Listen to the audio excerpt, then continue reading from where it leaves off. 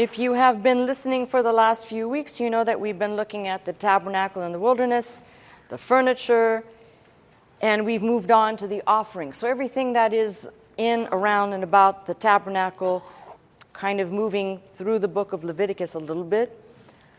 And we've seen when God gives the instructions to Moses, he starts with what is closest to him. And for some reason, I thought this was so clear because it's been said so often, and I see a lot of in the messages, people are getting this a little mixed up here.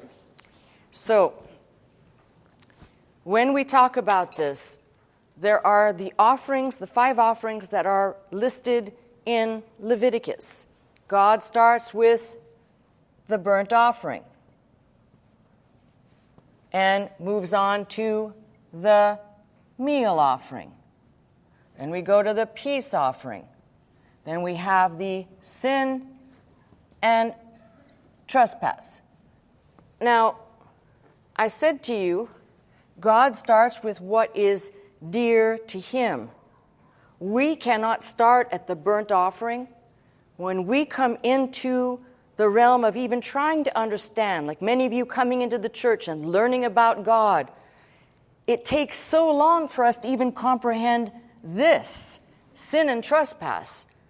I've said this to you so many times, you've probably heard this from other people, when people say, I'm basically a good person.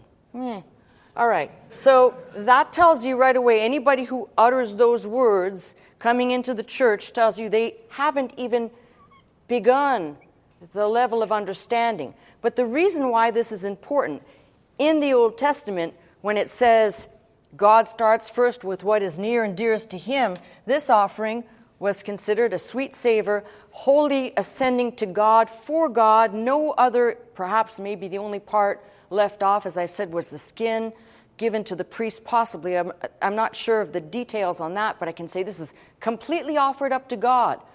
We come into the church and we cannot even start here. Now, I've been in churches and I've been to places where new Christians, so excited, so on fire, think they've arrived at the burnt offering. They're wholly dedicated. They've offered themselves, like Romans 12. They've put themselves out there, offering themselves to God. But the reality is, until this is crystal clear, we're dealing with 2 things.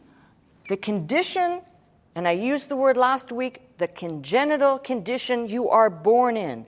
That is fallen Adam. That means a beautiful, cute little baby that comes out the gate, all cute and everything, all full of wants and whatever else. How could you look at that baby and say the baby's a sinner? Right? But we're talking about the condition in which that child was born. And the fruit, as we live, as we go, as we have our life, the fruit of that nature brings us to the trespass. When I say this, so much insanity here, and you've heard this over the years.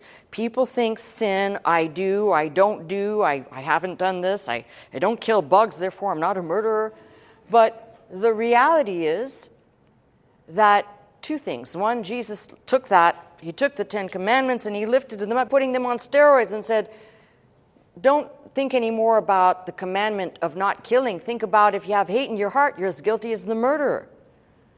So it's important that the starting point, I've got people that tune in and they listen. Some of them are very dear friends of mine, acquaintances, people of curiosity. And I'm standing here talking about this, and unless it's something that makes them feel warm and fuzzy, it's discounted or they tune it out. But this is why I said to you, why it's hard to populate a church, because when you start teaching, it requires Christianity. True Christianity is for the thinking person, not the person who wants to go, all right? So I say that mockingly, but that's the truth. There are way too many people that want to go to church to feel good emotively, but they've not even grasped this problem, which is, I was born, I was conceived, I came out as a baby in a sin condition, and then as I live, as I breathe, as I have my life, the fruit of that nature, condition I was born in, produces this. So I don't set out deliberately to do things that are an offense against God, but that is what we're dealing with. And failure to even start there, so people are getting this confused when I say, I'm trying to show you how we relate to these burnt offerings, meal offerings, peace offerings, sin and trespass. And when you see them laid out properly, you recognize, yes, they were God's prescription for the children of Israel in the wilderness, but they also represent the pattern in which we come. They also represent Christ. There's so many different foci to this, but the one I'm pointing out right now is how it applies to us. So if your starting point is to understand God sets out to show what's important to him, what's most nearest and dearest to his heart, something that could be wholly offered up to him, yet when we come and we start, God lets us start at this end, sin and trespass, to figure this out. Required offerings, commanded offerings. I am not talking about offerings we make now or any type. We're looking at this, so please stay on the page, all right? Now, with that being said, I've said to you, I previously noted this, I think last week, sin and trespass are not sweet savor. And that's important. That gives us a clear distinction between the last two offerings and the first three. Sweet savor could be considered something that's pleasing to God, that's acceptable to God. In fact, I even used the word probably more for this offering, the burnt offering, than any other offering, is that the fact that it was wholly consumed, ascended, and God said it's a sweet savor, is what I'd also call an acceptance offering. So it's important to understand and distinguish between these offerings and how it matters to us. And the application is not just learning about what they did and why they did it, but you begin to see and understand with great clarity.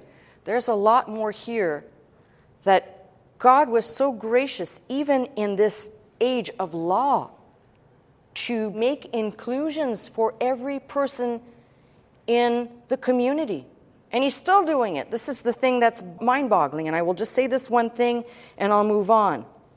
If all of our unique population that does not identify in the old-fashioned or traditional way would stop for a minute and think about this, I don't care what you say, society may reject you. A lot of people feel they're normal or their sexual preferences stand in what we call standard and can still be hated.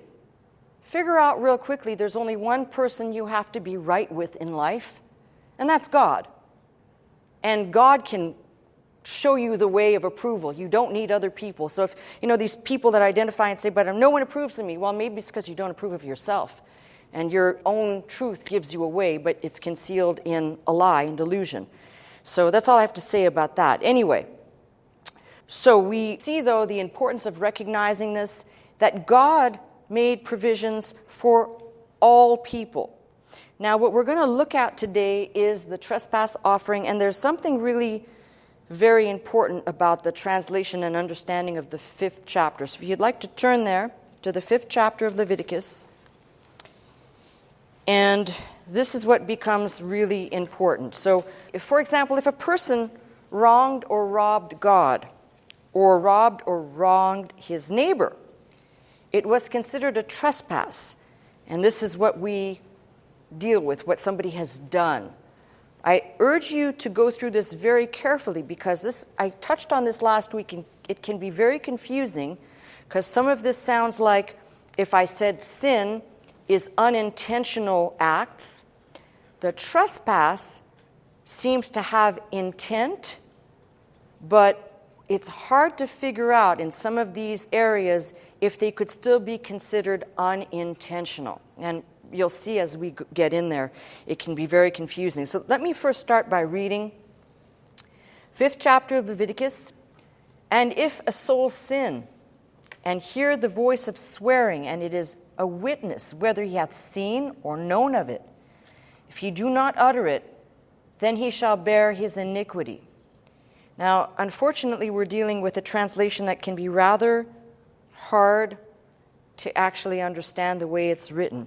So those who withhold evidence are guilty, and there's an implied situation here based on the Hebrew rendering that the time has passed since the act was committed, and any person who was privy or a witness who did not come forward, they were essentially under oath to do so and didn't. The voice of swearing or making an oath seems to point to giving testimony in a legal sense or matter. So you need to read this very carefully, because otherwise, if you're reading it with a with a more modern thinking or interpretation, here the voice is swearing, like what? So some profane words? That's not what's being meant here. So you can look that up. If you're able to look it up in a Hebrew lexicon, you'll see what I'm saying. So here's what's interesting. If a person began to feel guilty about the act that they committed, they would come forward because they were essentially under an oath to do so. And then they would have to say their issue, which we will label now as the first time we're reading about confession. Hold that thought for just a minute, because people will take off on all kinds of tangents with that word confession. Second verse, or if a soul touch any unclean thing, whether it be a carcass of an unclean beast, or carcass of an unclean cattle, or carcass of an unclean creeping things, and if it be hidden from him, he also shall be unclean and guilty. Or if he touch the uncleanness of a man, whatsoever uncleanness it be, that a man shall be defiled withal, and it be hid from him, when he knoweth of it, then he shall be guilty. There's all these kind of nuances in here.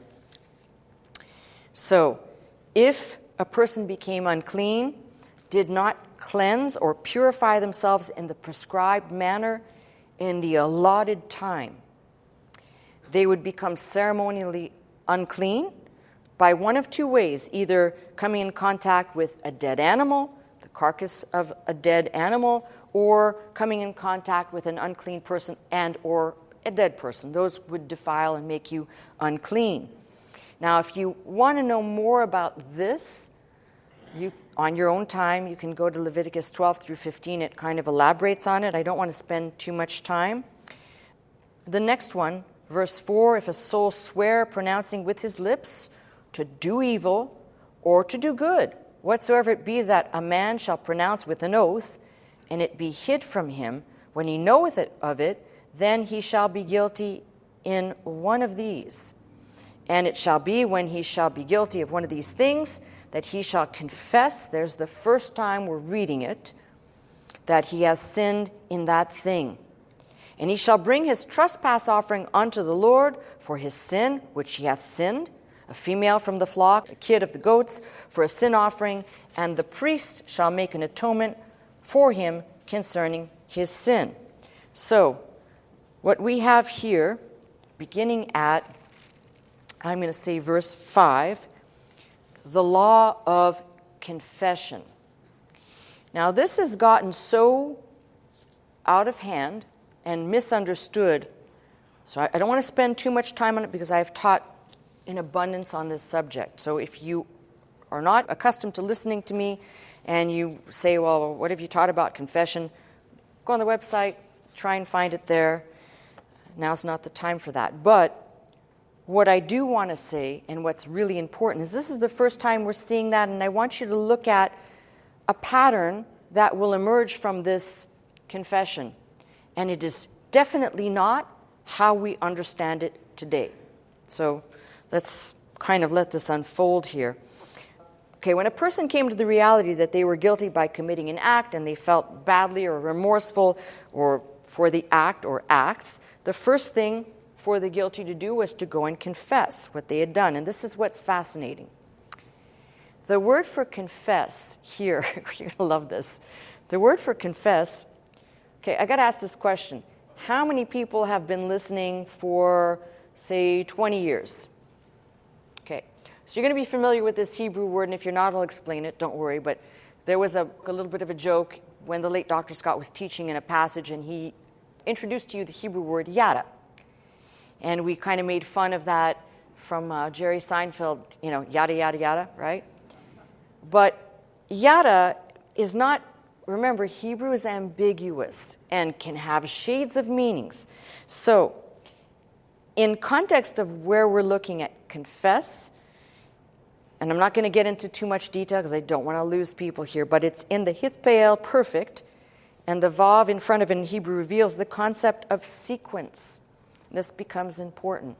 So the Hebrew, we can't see it here, but the Hebrew gives you an idea of confession. The word confess occurs in a sequence of things. That's number one. Number two, this is what I said you're going to love. If you look up this word in the lexicon, you will be in for a big surprise. Because yada can mean, in Hebrew, can mean to know. So just so you know, this, whatever your secondary words or your vowels might be at the end, I'm not quite sure, your consonants rather, but yada, something like that. But if you were looking at this in any Semitic language, throughout all Semitic tongues, you would find it having all of these different meanings except for Arabic. The Arabic word is not yada, but idu. In the Hebrew, it occurs 1,058 times in the Old Testament. But listen to all the variations. And I shouldn't say all. I listed 10 for the word, but there's a lot. So when it says confess, look carefully at the word, because that yada word should mean to know. So when a person confesses, obviously means what it means, but also that you acknowledge that you have done the act or acknowledge that you need to declare something. But it can also be, yada, not in this context, to be quiet, to be humiliated, to leave alone or reject or neglect, to punish, to say farewell or send away, to flow or to sweat, to destroy. Can also connote obedience, to seek, and or to call, from that one singular Hebrew word. So you might say, well, I'm glad we're dealing in English here, but don't be too quick for that. The reason why I bring this up is because some of you that look up words might get a little bit confused here. So the best way to understand behind confess, which I've given you the breakdown in the English con with fess, to declare, a declaration of sorts. But if you were wanting to get this clear here, it would be yes to declare, but also to acknowledge. Like to acknowledge to self, that lets you then declare aloud. So just a little note to self. Now, verses 7 through 13 in this passage kind of shift gears a little bit, but manifold instructions here. So 7 through 13.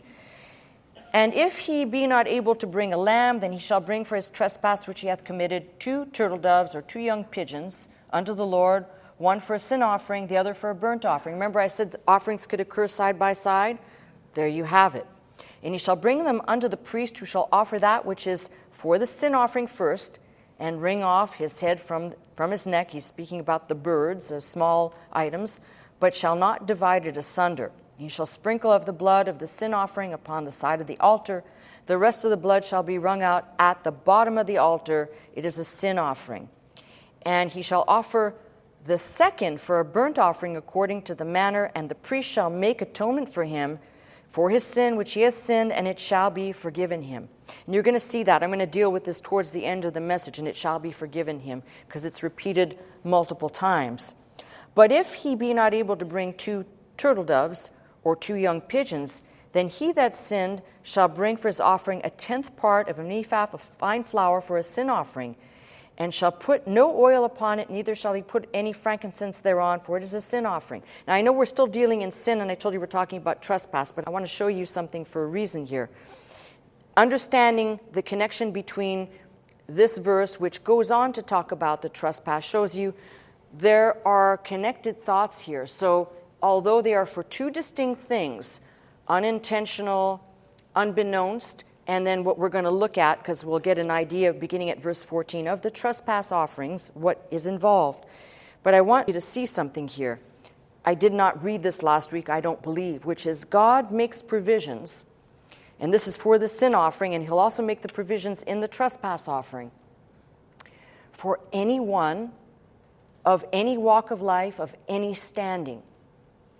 And that's what I love about God. If you read that now and say, well, that's great for the children of Israel, but think about in today's society how people are constantly making excuses about how they either can't come to God, or they can't come to church, or they can't, and that's all psychological blah blah. That's all it is. There's no rhyme or reason. It's rationalizing what you don't want to do, with every reason under the sun. But the fact of the matter is, anybody who takes the time to read, even in this book, Leviticus, which is full of legalese, God says, I've made a provision no matter what your standing is. Now you might say, well, how would the poor person doesn't have a lamb or a goat, but how would they bring fine flour? Well, remember, there's a provision in the law for very poor people to go and glean the remnants of what's left in the field. Remember, they're supposed to leave over some stuff, and the poor people can go and glean that, but they'd still have to work to take whatever they've gleaned in the field and turn it into fine flour. So it's not as though they just went and freeloaded off of somebody else's crop and then said, oh, here, God. They still had to produce it with their own hands, turn it into flour, and then present it. So there was still some work involved, which connects the fact that in this category of sin and trespass, there is something of a, we'll call it accountability for your acts or your actions, your deeds, whatever. Okay, so I love the fact that that's what this spells out. Now, if we turn to the trespass offering, we're going to see differences that will emerge. One of these concepts is restitution. We have not seen that before in the offerings. There was no mention of restitution. Now, Leviticus 5 and beginning at 14, the Lord spake unto Moses, saying, if a soul commit a trespass and sin through ignorance, and remember I said to you, now you've got these words occurring together, so it may be a little bit confusing, but I'm going to try and sort this out for you. If a soul commit a trespass and sin through ignorance in the holy things of the Lord, then he shall bring for his trespass unto the Lord a ram without blemish out of the flocks, with thy estimation by shekels of silver, after the shekel of the sanctuary, for a trespass offering. And he shall make amends for the harm that he hath done in the holy thing, and add the 5th part thereto, and give it unto the priest, and the priest shall make an atonement for him with the ram of the trespass offering, and it shall be forgiven him. So now you've got a whole bunch of concepts lined up together, but there's something real important that was said in here that we can just read by. And that is a mention of 2 things. One, if a soul commit a trespass and sin through ignorance in the holy things. So here, the trespass, note this carefully, the trespass is against the things of God. We're not talking about something else, the holy things. So it's directly connected. Let's just say it's a high holiday. Failure to comply with the laws of the holiday would be sinning. If it was a sin of ignorance, it would be sinning. And if it was a known sin, probably fall in the category of trespass, that you didn't comply with the prescribed actions of what was required of you. And that would require an offering not only of animal, but also, if you want to call it that, a restitution offering, money. Now, here's the other thing that we're introduced to for the first time in Leviticus. A 5th part shall be added. It would be great if they explained what that 5th part is, so I'm going to try and do that for you, and hopefully I don't confuse you even more. In order to understand this, I'm going to take you somewhere else where it's embedded in a passage, and it'll maybe make more sense. So the passage that I'm going to look at will be in Genesis, but let me give the background for those people who are not familiar, my newer listeners. Joseph, who was Jacob/Israel's favorite child, his son, that son, Joseph, was sold into slavery by his brothers. His brothers hated him because he was his father's favorite.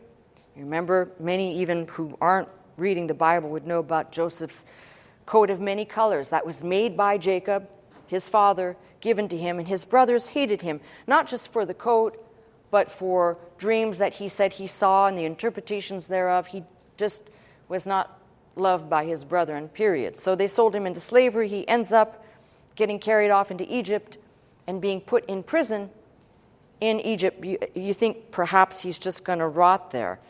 Anyway, we know that while he's in prison, the Pharaoh has dreams. No one can interpret them. Joseph interprets the dreams. He's let out. Those dreams and their interpretations come to pass exactly the way Joseph said.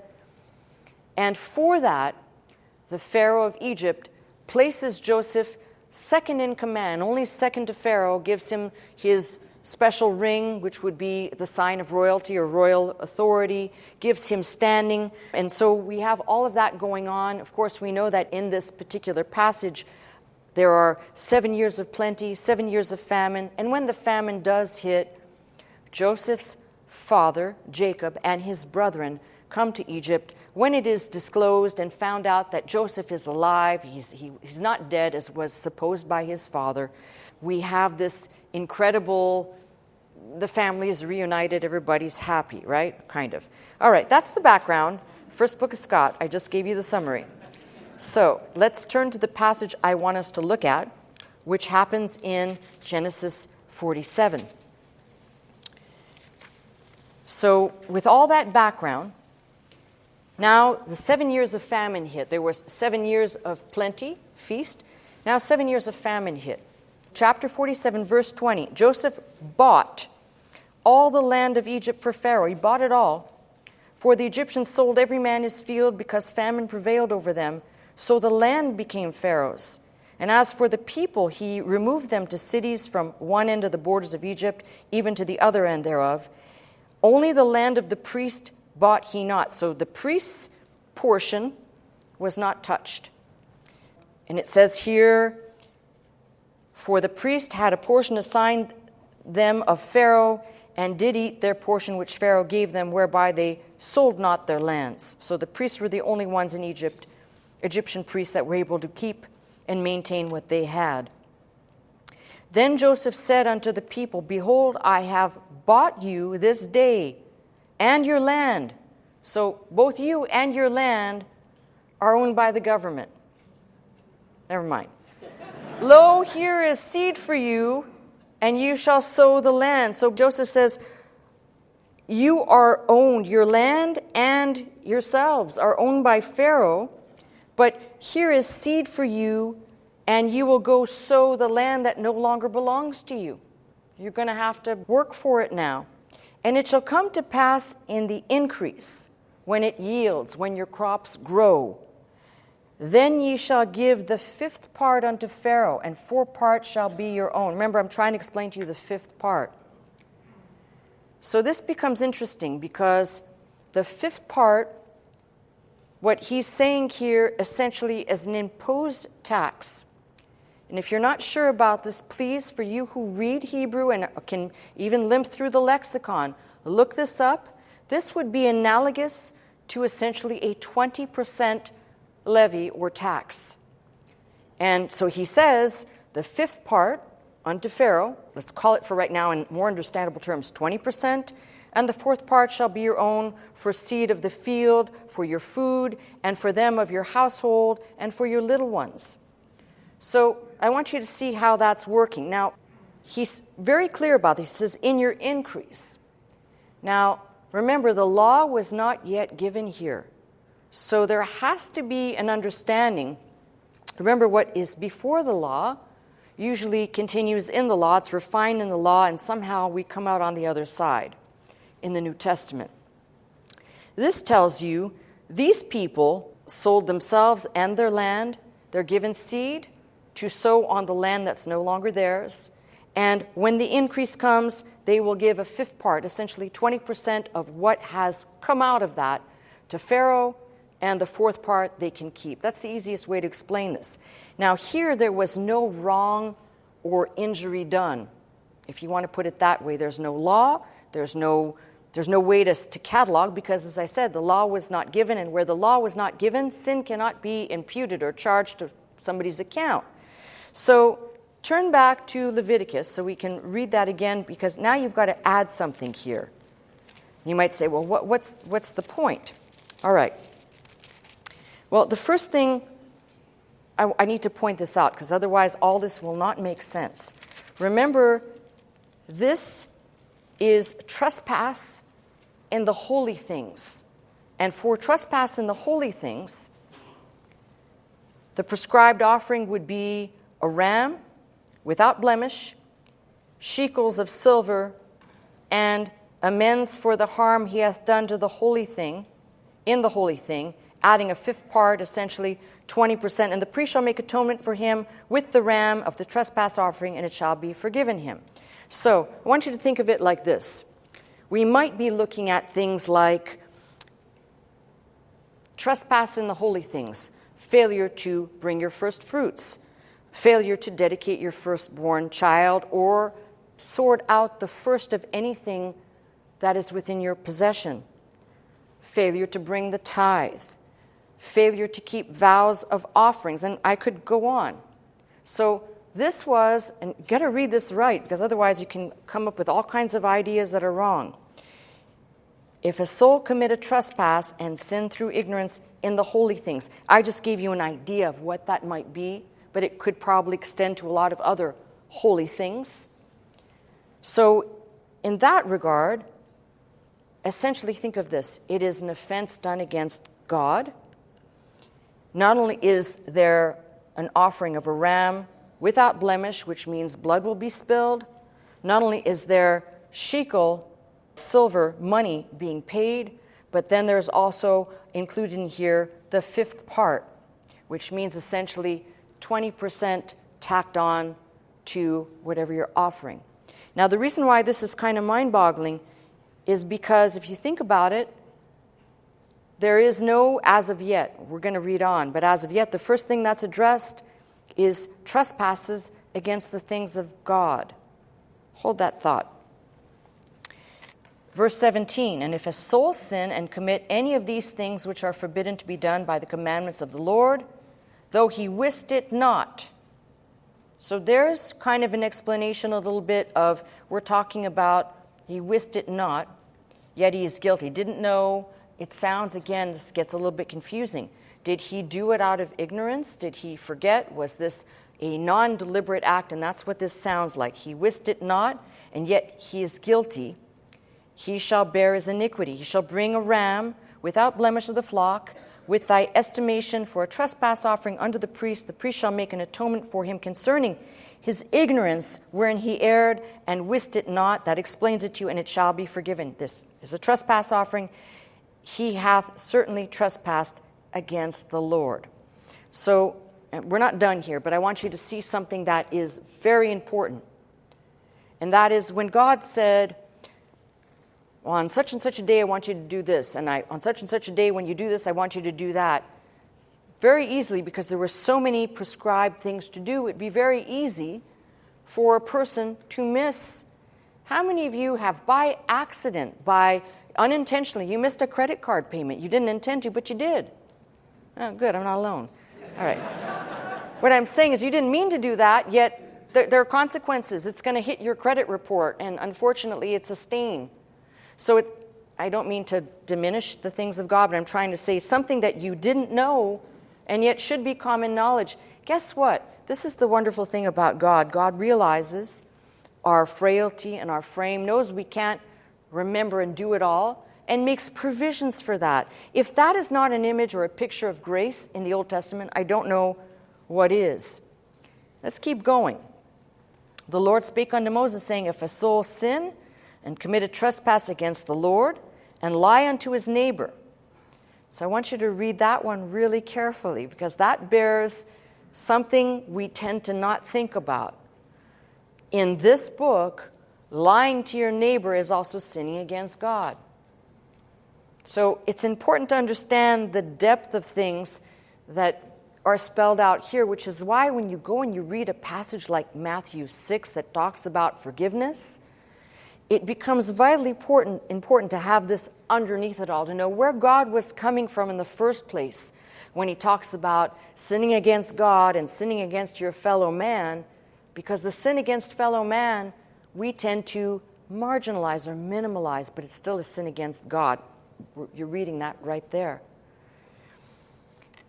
So, lie unto his neighbor, and that which was delivered for him unto him to keep, or in fellowship, or in a thing taken away by violence, or he hath deceived his neighbor, or hath found that which was lost, and lieth concerning it, sweareth falsely in any of these things that a man doeth, sinning therein, Then it shall be, because he hath sinned, he is guilty, and he shall restore that which he took violently away, or the thing which he hath deceitfully gotten, or that was delivered him to keep, or a lost thing which he found, or all that about which he hath sworn falsely, he shall even restore it in principle, and add, here we go again, the fifth part more thereto, and give it unto him to whom it appertaineth in the day of his trespass offering. So get this.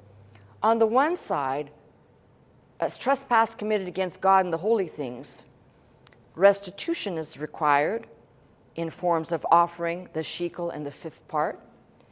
And here we have, on the other hand, wrongs committed essentially against fellow man, and we still have a fifth part, that 20% is going to be tacked on there, on top of the person's offering.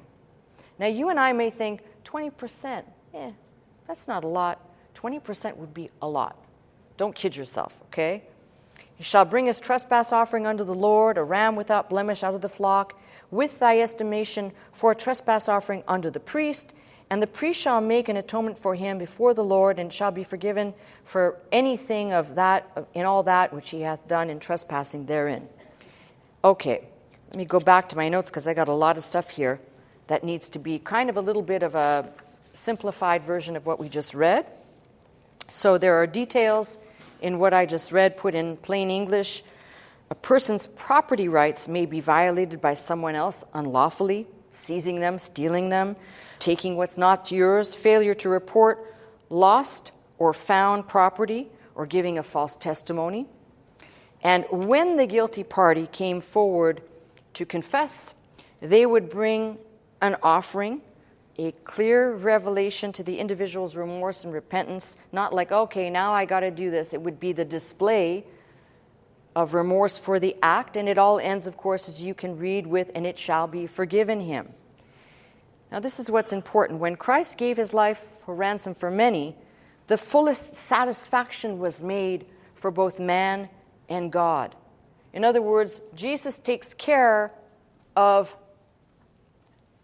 all of this, and on top of that, put into the category the things you and I would not consider actually or define as a sin or a trespass. You know why? Because we're living in different times. You know, it might have been if we went back into the puritanical times, certain things, you know, if you read enough history, you know, certain things would have been a sin. This would have been a sin. A woman wearing pants, right? That would have been a sin, and it would have not just been a sin verbally, it would have been a sin where you're ostracized in the community. There's a whole litany of things within the church. We're not talking about in the world. So it all depends. This is why I say to you, you got to read this very carefully to see that God was never trying to squeeze the life out of somebody, but trying to point and show and reveal our need is much more than any animal offering could ever do. Keep in mind that the sacrifices under the law activated or effectuated the temporal remission of punishment, but they could never cleanse the soul. And this is why when you read Hebrews, you go and you read the chapter where it says, neither the blood of bulls or goats could not cleanse a guilty mind. So you could transfer. Remember I said that you've got to place your hand on the animal's head, and it's one of those vicarious things. You could transfer, but that would not cleanse the inside. You'd still be walking around with the knowledge that even though that act would quell the punishment, the inside of the person was never at peace. You could not be at peace, knowing that you have offended God. So there's a lot more to this. I think the Israelite who sinned and incurred the penalty of death, for example, provided it was not a premeditated, willful, and deliberate act, would obviously bring the prescribed offering. But I don't think even there they thought, oh, and this absolves me completely. It would absolve you of the punishment in the temporal sense, but could never cleanse. That's why I love what the book of Hebrews says. The shedding of blood was required. And I know a lot of people, this drives a lot of people mad, and they don't want to hear it. But God was driving home a point that if we were focused enough, we would look at this and we wouldn't say, oh, the bloodshed and, oh, the carnality of it all, when I say carnality, the flesh being torn down, but rather we'd look at this and we'd say, God knew that we needed Christ. We needed the sacrifice of Christ as a full, complete sacrifice to cover it all, to take it away. And I'll say this one other thing, because I've said this in the past. I don't even think when we interpret the word kapureth, the covering, which we've looked at on the ark and many other places, I don't even think that's an adequate word for Christ's work. Do you know why? Because he just didn't cover us. He cleansed us. This, what we're looking at, would be a covering. The actual fullness of Christ's work is something that is cleansing to the core. But you'd have to read the book to see that. You'd have to read the book to know it. So now that I've painted all this picture, I want us to look at several things that are repeated several times. Starting in the 4th chapter, don't turn there, verse 20, verse 26, verse 31, verse 35, the 5th chapter, verses 10, 13, 16, 18, and in the 6th chapter, verse 7, it shall be forgiven him or it shall be forgiven them. The Hebrew word for forgiveness, this word is saleh.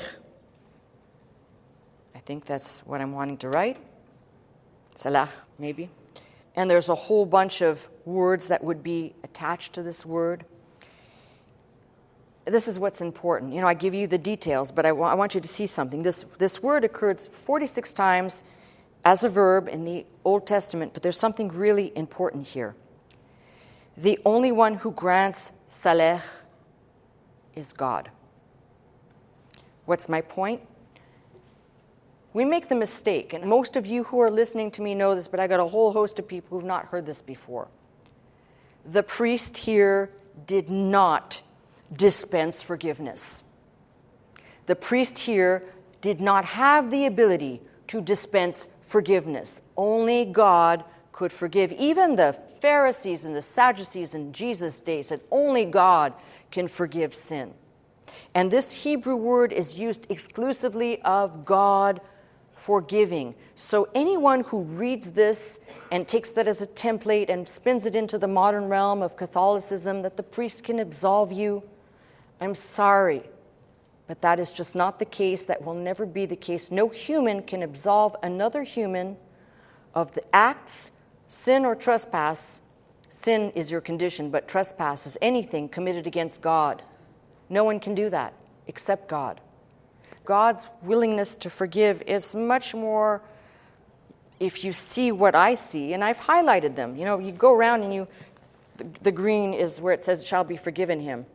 That was important for me to highlight that so that every time I open this book, I do not forget that even here within the confines of the law, God had abundant mercy and grace to provide forgiveness, to grant that to his people. I love the fact that, for example, when Nehemiah reminds God of God's past mercies, and if you examine, he's praying for something, he's petitioning, and he's actually petitioning God for something he didn't do, but the people did. And that got God's ear, but only God. Do you see what I'm trying to say? It can't be us. We can pray, we can petition, we can ask, but only God has the power, and God did take Nehemiah's words, honored them, kind of a cry for forgiveness and mercy to the people, and that is what opened the door for God to open the heart of Cyrus to let the people come back. So you kind of got to see it in proper perspective. You've got the same thing, by the way, if you look at Amos when he's praying. You know, he's praying about these locusts. And you think about it, he's praying for the people to be forgiven, essentially, to take away this. It's a vision, by the way. It didn't yet happen in his time.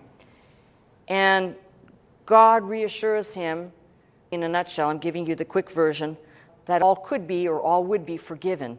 So it's important to see the subject of forgiveness, even in the law, through the prophets, is very, very clear. And there's a formula here. So check this out. The person who commits sin or trespass must bring their offering. There must be shed blood. It's as if God's saying, I gave you a lot. I freed you. I gave you life. I gave you everything that you could possibly need or want. And you've sinned against me, essentially. It's going to cost you. And now, we can't even imagine that cost is nothing compared to the cost of Jesus dying on the cross for us. But God says, nevertheless, it's going to cost you. And I don't care what anybody says about this part here. The reason why I'm highlighting all this is because no matter what the people did, it took a long time before God gave up on the people. Their apostasy, their complaining, their chronic issues, which if you read just the Pentateuch, you can see these people were, instead of being grateful and going back to God in thanksgiving, they were pretty much a stiff-necked, ungracious band of people. For God chose them out of a unique group of people, that he chose them, he didn't choose other people, and yet they could not get this. And yet in spite of all that, he still forgave them. But once we've turned from the Old Testament, you understand this, and you get into the New Testament, and we've studied those words for forgiveness, the three major Greek words for forgiveness, you begin to see God really hasn't changed we'll call it the harshness or the legal binding things. Yes, those are not there anymore. But if you read enough, and we've studied these words, for example, the Greek word aphiemi, which is to let go, to cancel, to remit, to forgive. Aphesis, which is to release, to pardon. It connotes cancellation of debt. Paresis is another word occurring one time, to let pass or to let go. You've got in the New Testament, aphiemi used 142 times. 47 of them are found in Matthew. I mean, if you kind of break it down, you see there's a lot of that concept woven into the New Testament wherever you look. And the importance of this is to understand that when you get to the New Testament, forgiveness of sins, of debts, of trespasses, it's used in a very general context. No longer do we have, we'll call it the details, but still must be maintained and understood. Christ takes care of both the condition of man, our condition, our Adamic fallen nature, our congenital condition, and the fruit of that life lived, which is the sins we commit. And don't go down the pathway and say, well, I don't drink anymore, I don't smoke. I wouldn't even tell you the truth. Those are the easiest things because they're the obvious things. But what about the things that are not obvious that people tend to forget and gloss over? Think about that. It's a good one. So what we have here is the Old Testament, where what we're studying actually shows us that God's grace and God's willingness to forgive was always there. And the method, okay, you can say, well, God made a prescription and da-da-da-da. Well, the prescription for the New Testament was that Jesus must go to the cross and die. He'd also resurrect. And remember the connection to what Paul says.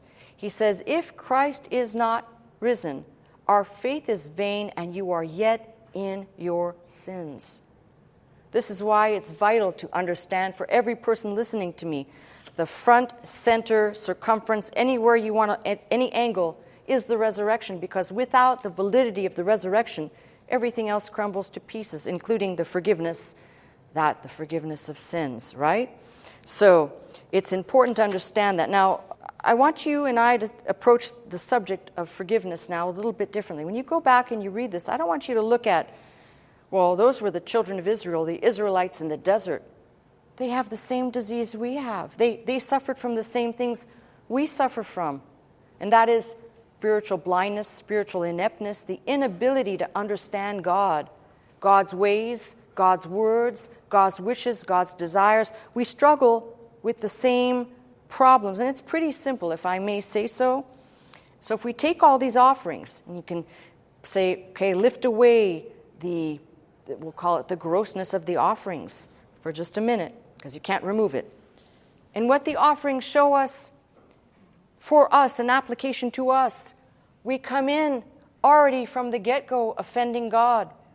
I don't care who you are, I don't care how great you think you are or how bad you think you are.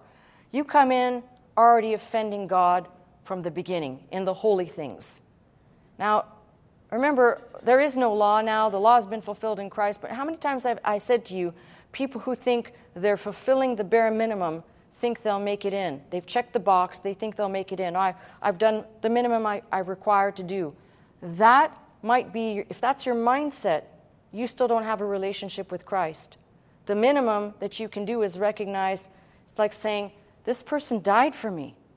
Don't make this a generic picture of the world. This person died for me. Have you ever met anyone that actually gave their life for you? I'm not talking about our great American soldiers. I'm not talking about our law enforcement. I'm talking about, have you ever met someone personally, come into contact with, that gave their life for you? And my answer is there's only one, and that's Christ. So when you come to that real reality, not the lip service version, you come in recognizing you've offended God right at the get-go, and then I see my condition. Once these two things have been dealt with in Christ, I begin to be able to have fellowship with God, because that's what the peace offering is. The peace offering is shared. God, the offerer, and the priest all partake. I'm able to, because of understanding my status, my state of being, and the fruit of my state of being, I'm now able, because of the offering now, I'm speaking in the New Testament, because of the offering of Christ, I'm able to have fellowship with God. I'm able to, if I can keep making the journey in my walk and keep faithing, I'm able to get to the mindset of the burnt offering, which is what the Apostle Paul was saying in Romans 12, to offer yourself holy, a living sacrifice to God. You get to that point of recognizing, yes, the burnt offering is Christ, it's also us. And everything in between is a picture, a portrait. So you can get hung up on, I can't read that because whatever. You can look at this and say, God had a roadmap even here in the Old Testament to show us what life would be like for the spiritual and faithful in the new, and it hasn't changed. The beauty of this is even embedded here, it shall be forgiven. We know when we get to the New Testament mindset, this is why this really bugs me when people say, well, it's very difficult for me because, and fill in the blanks. If God said, I forgive you, it shall be forgiven you, then I recommend you take God at His word. There are several Psalms that are beloved for most of this congregation. Psalm 103 talks about the forgiveness of God being as your sins are removed as far as the east is from the west. And in another place it talks about in the book of Micah, your sins being thrown into the abyss of the sea, never to be seen again. That is the forgiveness of God. And when one receives that forgiveness, let me tell you what happens. The devil may still come and whisper in your ear. People you used to know may say, yeah, sure, and point their finger at you. But I will reiterate this. You have one audience to please, and it's not me. It's God. And when you get that right, everything comes together. Even the faltering and the kind of, I'm not sure exactly, when you're focused on that one audience, and that's the most important person, this will all fall into place, and you'll understand one thing. God is not against you.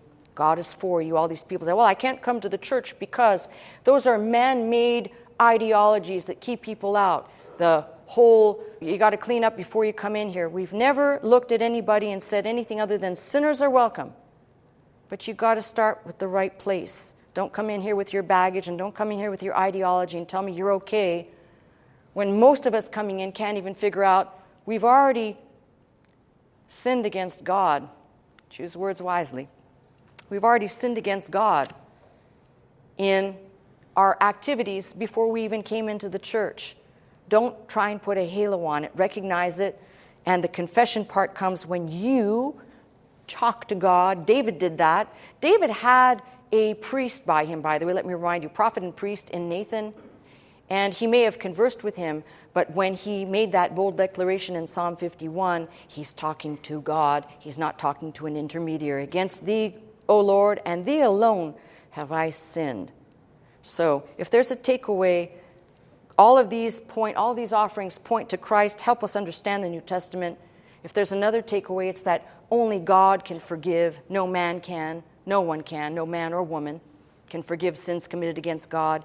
And finally, we serve a forgiving, loving God. What He does want, though, is He wants us to be honest both with ourselves and with Him. And when that happens, the floodgates of real blessings of knowing Christ begin to happen. So for all those people who say, well, what's the point in studying this? I hope you recognize that there's great value. Now, if you go back and you look at these and scrutinize them, because we didn't read every verse in here, and there's much more I could have gone into, I want you to see something. As people say, oh, well, that's Old Testament. Yeah, it's Old Testament, but the beauty is that if you look carefully, you're going to see Christ on these pages, even within the book of Leviticus. Now, that's pretty darn special and pretty amazing that God would include that as something for us to recognize, see, and learn from. So hopefully this gelled with you all. And while I was sitting here and finishing my notes, I couldn't help but think about this. Now, we used to sing a song here which speaks to my heart greatly. I would love to tell you what I think of Jesus, how I found in him a friend so strong and true. I'd love to tell you how he changed my life completely. He did something that no other friend could do. No one has ever cared for me like Jesus. And when you really get that in your mind, everything else will change. And that is that he cared for the people back here. He cares for the people today. And if we could only wake up to that and fortify ourselves in that knowledge, there's really nothing that the Christian, that the believer cannot do in Christ. That's my message. I'm Pastor Melissa Scott, pastor of Faith Center, Glendale, California. I teach every Sunday morning at 11 a.m. If you'd like to attend services with us, simply call the 800 number, that is 800-338-3030, to join us. If you'd like to watch, listen, and learn 24 hours a day, simply log on to our website at www.pastormelissascott.com.